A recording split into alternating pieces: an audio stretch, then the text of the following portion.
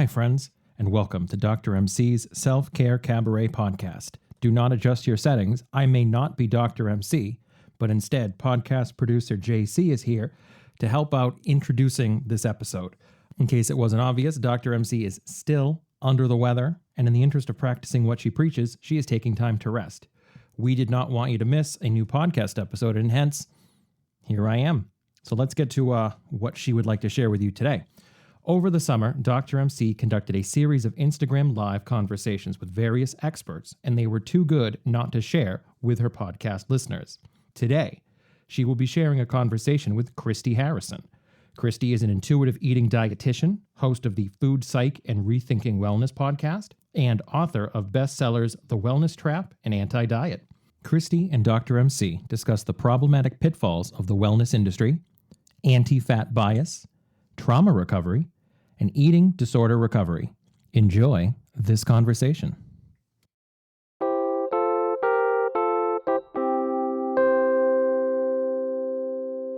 Hi friends, Dr. MC here. Hope all is well. Just jumping on here. I will be joined in a couple of minutes by Christy Harrison.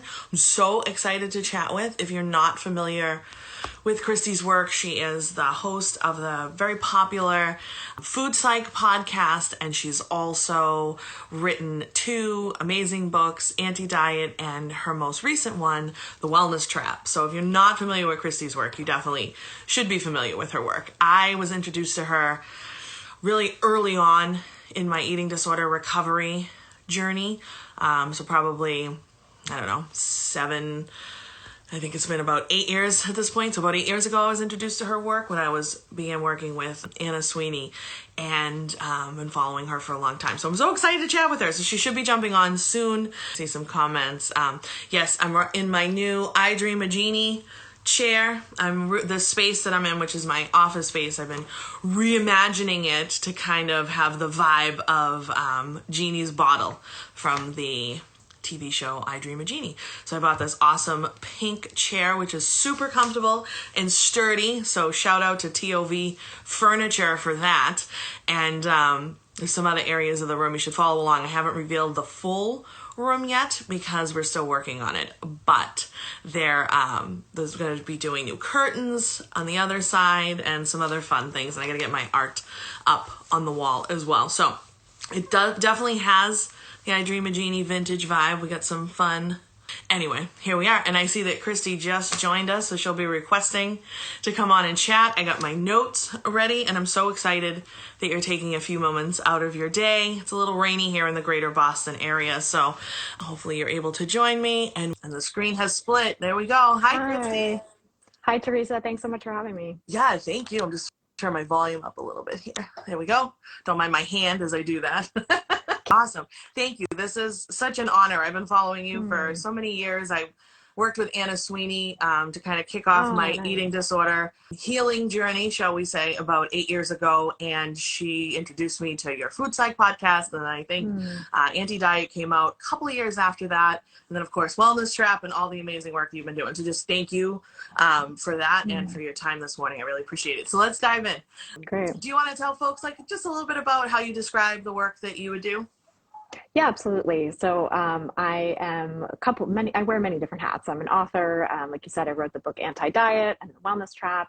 I'm a journalist. My first career was in journalism, and I have 2 podcasts now, Food Psych and Rethinking Wellness. And I'm also a dietitian and a certified intuitive eating counselor. And I like to say I'm an anti-diet registered dietitian because, I don't put people on diets. I don't do kind of a lot of things that people think of as traditional dietetics practice. I work more on helping people heal their relationships with food, heal from disordered eating, reconnect with their bodies, and relearn intuitive eating. So yeah, it's just a little bit about me. Yeah, that is a lot of hats and some important ones too. So thank you again. And I remember, when I was first kind of starting the healing journey and working with Anna, and just really I went to Anna with a very specific goal in mind. Basically, I was looking for the recipe for her to help me on how to be thin and just be done with it and be thin for the rest of my life. That's not what I got, because that's not how it works. I didn't understand that then. And, she's the one that really introduced me to intuitive eating and joyful movement and all of that, and really body acceptance and fat acceptance. And of course, that's been a journey, and I don't mean to diminish it or the ups and downs that have come since then. But yeah, definitely early on, a lot of your food psych episodes were very helpful too. So I didn't realize you had a second podcast now. I must have missed that one. So yeah, that's a lot. I manage one podcast on my own. So. I've actually recently stopped making new food psychs for the time being. I had kind of our final season, and then I transitioned into this new podcast, which is sort of picking up where we left off with food psych and delving more into some of the ideas in the new book. So awesome. Yeah, it's exciting. Yeah. So in your new book specifically, you talk a lot about, all the pitfalls of the wellness industry, shall we say. So I work, in addition to my Dr. MC self-care cabaret work, where I help folks learn and understand what self-care really means and why it's so critical. I also am a administrator in a public day school. So how would you explain, let's say, to a 10-year-old how, like, some of the pitfalls of the wellness industry? Yeah, I think kind of the biggest overall pitfall is that it frames itself as helping people's well-being, and in fact often detracts from it. It often does the exact opposite of what it's claiming to do. So we see this with the diet culture aspect of wellness, certainly, where people are promised thinness, they're promised perfect eating and like digestive health through eating very specific ways. And of course, diets don't work, and people often end up totally getting mixed up in their relationship with food, feeling really disordered around food, getting into restrict binge cycling and all of that. And so that's one huge way that the wellness industry fails us. And then there are many other ways too. I think, another one is that it sort of makes people more susceptible to misinformation and even disinformation, which is false information intentionally spread to deceive people. And so people get, really caught up in things that don't have good scientific evidence behind them, that aren't really going to be helpful, but that are promised to be helpful. And, I think we see a lot of this on social media. We see influencers who don't have any sort of credentials spreading wellness misinformation, talking about things maybe that worked for them, or maybe selling a supplement or sort of working for a company behind the scenes, and maybe not necessarily making that super clear, but, saying that something really worked for them, help them lose weight, help them fix their health. And oftentimes that comes along with this sort of denigration of conventional medicine as well. And, conventional medicine is not perfect. I have multiple chronic illnesses myself. I've been through the ringer to get diagnosed with them, to get diagnosed with conditions and get help for them with conventional doctors. And I've seen so many providers who weren't empathetic, who weren't able to really figure out what was going on for me, who felt dismissive.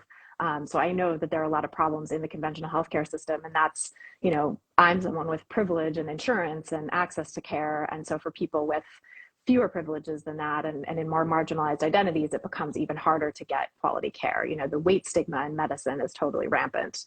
And so I think people don't have a lot of great access to care, not to mention racism in conventional medicine and all of that.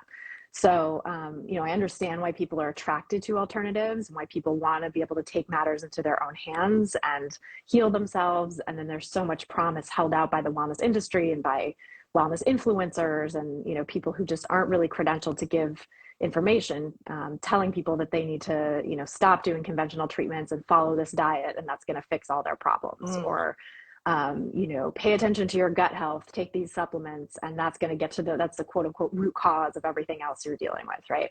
And there simply isn't evidence to back that up, or enough evidence. In some cases, like with gut health, there's like very early stage research on, potential dietary changes or supplements, but, oftentimes that isn't borne out in larger scale studies. And oftentimes the supplement studies are funded by the supplement companies or people who have patents for a particular drug. And when, studies are replicated, there just isn't found to be any good evidence behind these recommendations. So that's, a huge piece of it too, is that the wellness industry is full of misinformation, of, outright scams in some cases. And it's really preying on people's vulnerabilities and people's desire for quality care that they're often not getting in the conventional healthcare system. I know this is probably all way above a 10-year-old's head, so hopefully we don't have too many 10-year-olds watching this, but those are some of the broad areas I see as being problematic in wellness culture. Yeah. No, there probably aren't any 10-year-olds watching it, but we would tell them that they're bullies and that they're liars. Exactly. Yeah. For sure. Yeah. And I mean, that's definitely, was my experience. And even, seeking help once I had kind of realized that I had hit, I really wasn't sure. I didn't understand how much of my rock bottom it kind of was into my eating disorder. I still thought there was, something wrong with me and that, well, I just must not have cracked the code yet. But I did go to primary care physician. I saw the nurse practitioner. So somebody that, you should trust. And this person, I confessed. I told them all the things I had been doing, all the really bad destructive behaviors. And the woman looked at me and she goes, "Oh, wow. And you still just can't lose the weight, huh?" And I was like, "What?" I think you missed it. And I'm like, "Oh my God." And then I could tell, I was like, "Okay, this is not going." And then she actually said, "Too bad there aren't like just a fat pill you could take." And mind you, I wasn't even like, at this point, because I had been starving myself essentially, I really wasn't even that heavy. And, by whatever standard. And she, yeah, I was just remember being like, "Oh, anything like that is my understanding. It's really bad. I'm really just looking for a referral so I can work with this dietitian that I've heard is really cool. And like, can we just do this?" And then it ended up being a whole mess and I ended up changing PCP so I could get to somebody else. I just wanted to get to Anna because I knew that I had heard about her and I was like, "Oh, this seems like a more, a better path." But if I had listened to that woman, like I think back on that all the time because they had recommended some other fat clinic they wanted me to go to. And like, who knows what that was. But like, I think that, and I'm like, what if I had listened to her? How many other people was she saying that to? And how many of those people listened to her and went that route? Right. Which is why I think so few people get the help and care they need for eating disorders and disordered eating. It's just rampant. And yeah, it's so sad that primary care providers aren't more educated on eating disorders and don't understand, the stuff that you were telling her. It's like that deserves empathy and support and care and referrals and, whatever else she could give, not like, "Oh man, well, you just couldn't lose the weight." Right. Well, it's like what's wrong with you? The opposite direction. Yeah. Yeah, no, 100%. So, I mean, and like you, I had been kind of a lifelong dieter for many years to kind of get to that point till things really spiraled out of control. Because I find, for me, at least, anytime like the new diet, I'd gain the weight, gain a little bit more, then it was okay, now time to start again. I'd tighten the screws a little bit more every time. It's like, nope, this one's going to work. This one's going to work. Now we got it. It's this one. It's keto. It's this. It's that. So what's some advice that you might give to someone who is convinced that like this one will work? This is the one. We're going to try this new diet. Yeah. I mean, first of all, I totally empathize with people in that position. I was in it myself many times too. And so I don't want to, shame anyone for thinking diets are going to work or for wanting to try a diet. Right. Like there's so many sociological reasons why people are pressured into that. And I think it's really important to take the long view and sort of look at the whole trajectory of the diet. So the typical trajectory is that people lose a little bit of weight in the short term and then end up regaining it in the long term. And that's how diets work, right? It's like, almost all diets, virtually every diet that is, people could possibly go on is going to have that effect. Virtually all people who go on diets are going to have that experience where they might lose some weight in the short term or not. A lot of people don't even lose weight on diets in the first place, but those who do, you'll see some weight loss in the first 6 to 12 months, and then weight gain starts happening more and more rapidly over time.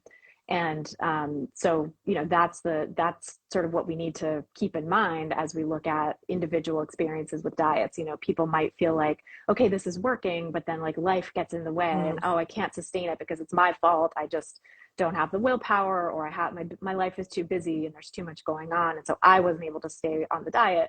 But if I had just stuck with it, if I had just kept going on this diet, I would have been, lost the weight and kept it off forever, right? And that simply isn't true. The idea that life gets in the way or that it's somehow your fault for not having enough willpower, it might be true that life gets in the way in the sense that like you want to have more of a life than diets will allow you to have.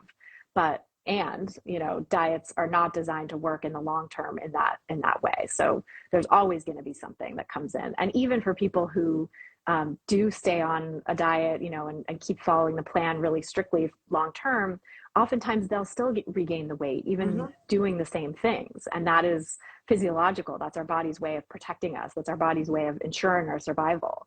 And so, when our bodies sense famine and restriction and too little energy coming in, there's a series of biological adaptations we have to make us regain the weight, to make us hungrier and less satisfied when we eat, and think about food more and have more food seeking behaviors, and be driven towards foods that are higher energy, that are going to give us more bang for our buck. And so all of those things are kind of built into the human system. For the vast majority of people, there are some people who have sort of more just restrictive type of eating disorders who don't really have those sort of biological adaptations.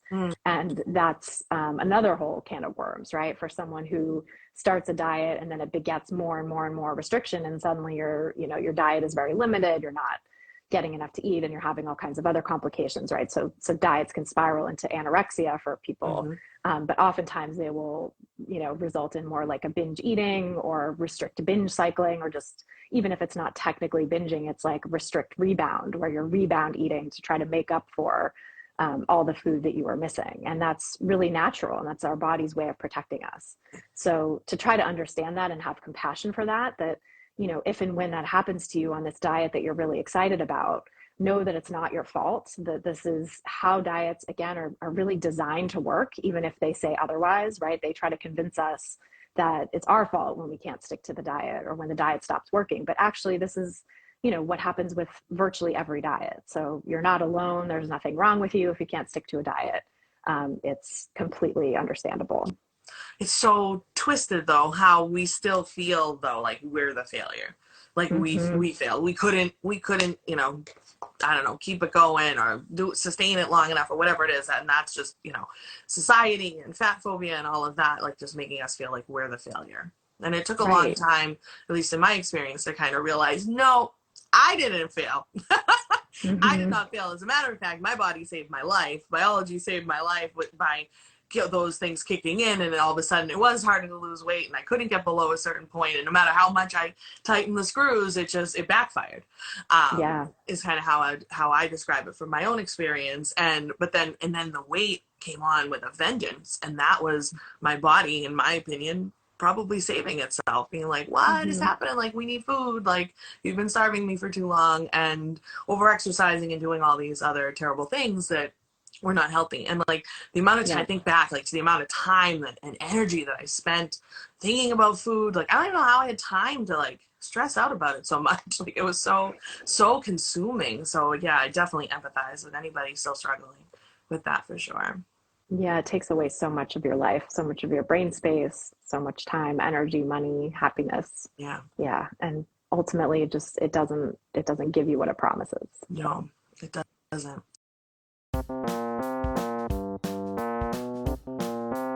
Hey friends, we've got some exciting news for our podcast listeners. Are you ready to take self-care and body positivity to a whole new level?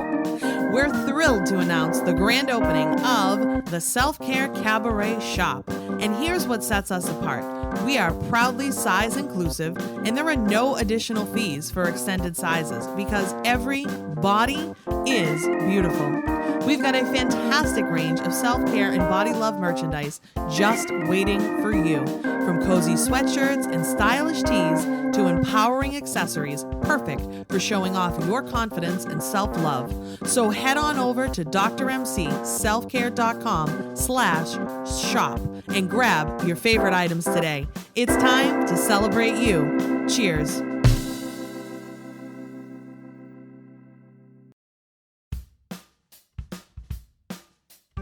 Did you hear the news about our exciting new offering from the Self-Care Cabaret?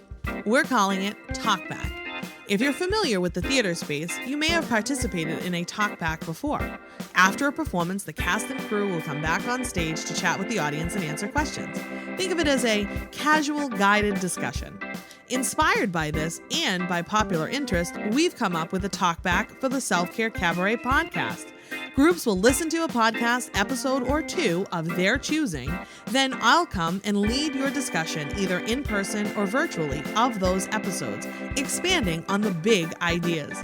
It's a great option for groups looking for short, impactful professional development, or smaller teams looking to get an introduction to self-care and well-being. We have done a few of these so far, and let me say, they have been so much fun. So if you're interested in bringing a talkback to your group or organization, email podcast@drmcselfcare.com. And now, on with the show.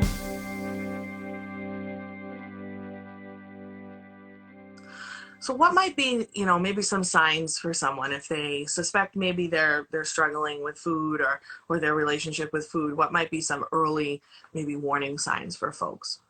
Yeah, so there's a number of warning signs. I think one is thinking about food constantly, having thoughts of food that are intrusive throughout the day, even if you've just eaten, starting to think about your next meal or snack, feeling hungry all the time, right? And that can take many forms. So, one sign of hunger is constant thoughts of food. Another is, fatigue, difficulty concentrating. There are things that are sort of, feel more psychological that might seem on the surface to have nothing to do with hunger, but actually are signs of physiological hunger for many people. Headaches, nausea, those kinds of things are often signs of extreme hunger.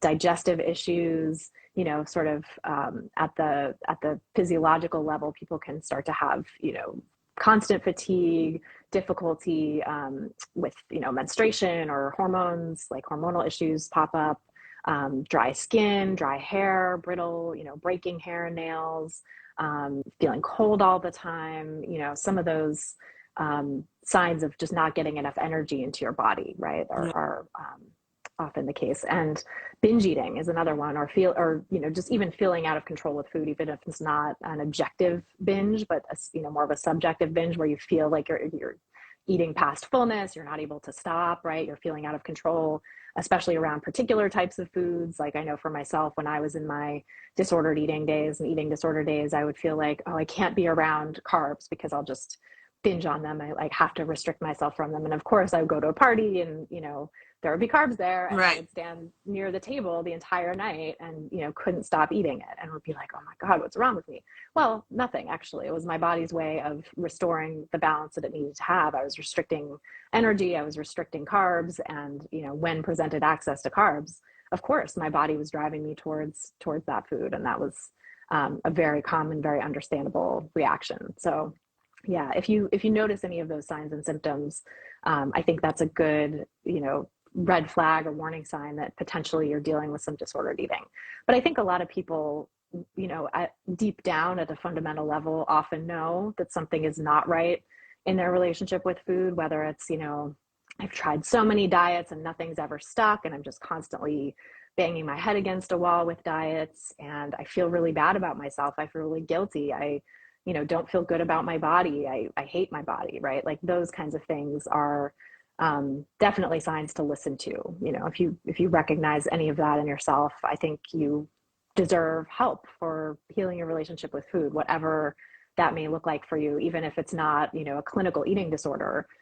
People all along the spectrum of disordered eating need and deserve help for recovery. Yeah, for sure. And in a lot of my work also, I talk about like trauma sensitive for education, like how to create trauma sensitive classrooms and what it's like to work with folks that have been impacted by trauma and how to build resilience. And in my work, I talk a lot about how self-care actually helps you build resilience, which we know helps folks kind of overcome trauma. And we're talking about like real self-care, not like mani-pedis, like and expensive spa days, but like the real self-care that we have to do. And I always talk about intuitive eating and kind of, some of that when we talk about the nutrition hydration domain. But I'm wondering, how do you see kind of like the intersection of eating disorders and then recovery with resilience and kind of how that kind of plays in trauma and how that kind of what that through line is? Yeah, I think one aspect of trauma, I'm someone with PTSD myself, so I've had a lot of experience personally with trauma recovery and done a little bit of, investigating into the evidence. And what I found is really that trauma often disconnects us from our bodies, right? We're often not engaged with what's going on sort of below the neck. Like oftentimes we'll really live in our heads and not be connected to, signs and symptoms coming from the body, like hunger and fullness cues, or like, pain and chronic conditions that might be happening. And trying to get a handle on all that can feel really overwhelming too when you're really disconnected from your body. So I think, one way that intuitive eating and, recovery from diet culture can be helpful and sort of an adjunct to trauma recovery, and I think helps things build on itself too, is that it helps people reconnect to their body's cues in a specific way. You kind of start out in this specific domain of hunger and fullness, but that can have ripple effects across all kinds of different, physical sensations and cues, and also can have ripple effects into recognizing like, okay, when I'm starting to reconnect with my hunger and fullness cues, it brings up a lot of emotions. It can be really tough to heal from diet culture, to let go of dieting, to let go of this sense of hope that dieting might have given you, or the sense of distraction that it might have given you, right? That it can sort of distract sometimes from some of the deeper issues, and it can feel like it's a coping strategy for a lot of people, right? And it's a coping strategy for, external oppression for some people as well, right? From the fat phobia that people face in society, in their families, internally, externally. And so there's that piece of it too, right? Is like learning to cope with those external forms of oppression in ways, obviously we need to change society to make that not happen in the first place, right? But also, while we're doing that, while that's, a long road ahead, individuals can have some self-care strategies to be resilient towards those things as well. But I think intuitive eating, I've often had clients tell me, and I know this was my experience too, of feeling like once I started, tapping into my intuition around food, I also started tapping into my intuition around other things about, relationships and what feels safe and good versus what's triggering anxiety and sort of intuitively feels off. I've found this in my like information literacy work too, that sort of tuning in intuitively to like what feels good and what feels like, oh, there's something just a little bit off here. And I'm getting this like, subtle feeling that something's not right. That can be helpful to listen to. Not that we need to do everything by intuition alone, because I think that would be problematic too, right? Trying to like heal yourself intuitively without any sort of medical support for conditions that you might need that for. Right. And I think maybe intuitive sense of like something isn't right here, I need to keep seeking out more help, I need to keep seeking more information, can sometimes lead you to actual care and support that is right, and so listening to intuition in those ways, I think, is really valuable. Yeah, for sure. And I think, you said it at the beginning when you were answering the question about just being disconnected from your body. That's a huge theme that I see in my work. And I'm always telling folks like, even simple things like I always start my workshops, like, let's just take a second, kind of just be here. Just tell me how you feeling. How you feeling? Even just taking that moment to just maybe quickly scan your body to see like, how am I feeling? Because we tend to just run from one thing to the next and meeting to meeting and choking down food or skipping meals and just being so disconnected that a great self-care practice is just trying to reconnect and ground. And it can be as simple as just asking yourself how you're feeling or what you're doing. Or if you can take an extra minute or so and just kind of get quiet and just check in with your body to see what's going on. Are you feeling tense, or are you hungry, or you need to go to the bathroom? Are you thirsty? Like even just stuff like that can make just a huge difference. There's that misconception also around self-care that it has to be, long and expensive and time consuming and it's a luxury and it's all these things. It's like, no, it can take like 2 seconds to check in with yourself, and that can be really powerful. So you mentioned your the sources and stuff and looking for information out. There's so much like misinformation out there, and so I'm wondering, how do you kind of personally vet the material that you're researching and kind of decide maybe some tips for folks to kind of watch out for when they're looking at different material? Yeah, so one thing I do personally, and that people can do even if they don't have a huge scientific background, is like looking at PubMed, which is the repository, the U.S. government's repository for scientific information, scientific scholarly studies, and just seeing what's out there on a particular idea by filtering through, like saying like only randomized controlled trials. Let me see what the randomized controlled trial data says about this particular case or particular question or whatever. Because the thing is, there's so much evidence out there that's like early preliminary evidence that is done in animals or cell cultures in the lab, or possibly, when it gets a little bit further, there's like small groups of volunteers who are not randomized to receive a particular intervention, but they're just people who enrolled in a study and said, I'd like to get, such and such supplement for Crohn's disease or whatever. And, there's research done on those people. But those kinds of research really can't tell you much about clinical efficacy for a particular treatment, especially like animals and cell cultures. They're so different from humans, from what actually happens in the human body. And even the studies in the groups of people who volunteered for a type of treatment, those people are going to be very different than the kinds of people who didn't volunteer for the treatment. And so oftentimes there's a correlation, causation, confusion that happens there. And so knowing what's happening from randomized controlled trial data just shows you like, okay, for people who received a placebo versus people who received the treatment, what is the difference? And did the treatment have any significant effect above the placebo? I think that's just helpful to look at if you're considering any sort of treatment, whether it's something that your doctor recommended or you saw on social media. Unfortunately, sometimes doctors will get caught up in hype these days now too, around a particular supplement or diet trend or something like that. Speaking of social media, I think one huge thing for, keeping yourself out of the flow of misinformation is not to get health and wellness information from social media. And I realize the irony of saying that as we're on an Instagram live, right?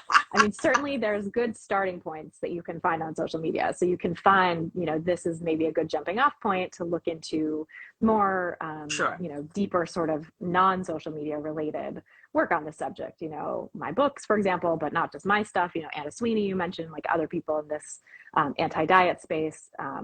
You can sort of start to dig into their work a little bit more. But just getting information off of social media is really problematic because social media algorithms incentivize the most novel, the most extreme, the most controversial thing, because that's what keeps people clicking, spending time on the platforms, and therefore earning the platforms money, and that's literally their business model. That's how they make their money. And so, controversy really sells on social media platforms. And that's why we see influencers with these wild ideas becoming so popular.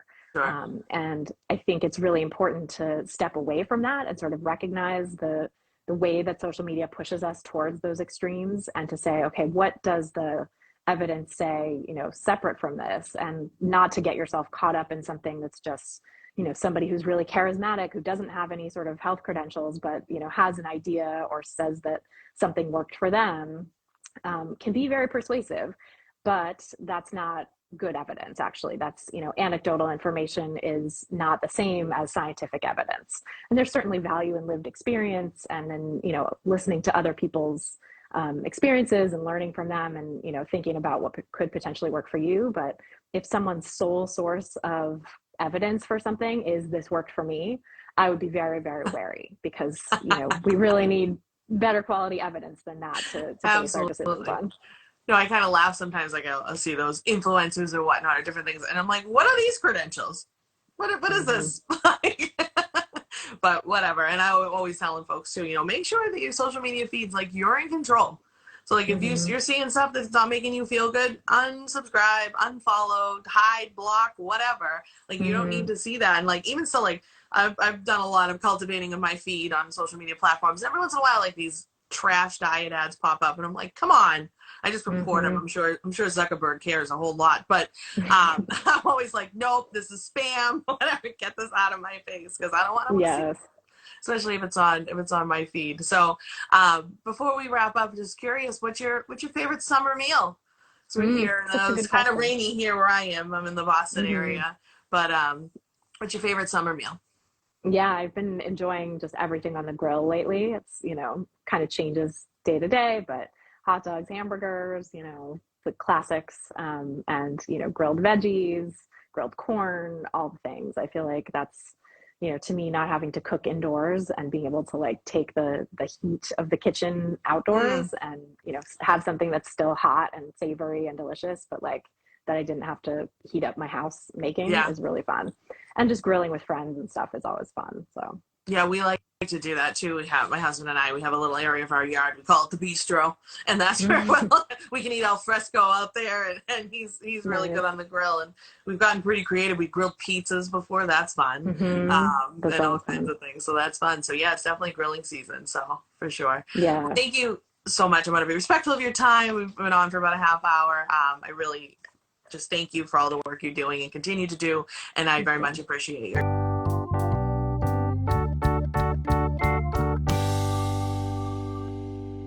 Thanks so much for listening to this special podcast episode from our Summer IG Live series. Dr. MC regularly goes live on Instagram to chat with other experts and amplify voices, so be sure to follow along at Dr. MC Self-Care. You could also tell her that her step-in host did an amazing job with this episode, but I'm going to leave that to you. In case you missed it, Dr. MC has also been hosting virtual pop-up 30-minute dance parties called Dance Break with Dr. MC. Joyful movement for all bodies. A participant described it as the best kept secret in fitness. These happen at 4 p.m. Eastern Standard Time. Low impact movement, but high end fun. All bodies and abilities are welcome. Head to Dr. MC's IG bio to register or check out the link in the episode notes. See you next time. Maybe it'll be me. Maybe it'll be Dr. MC. Too soon to tell.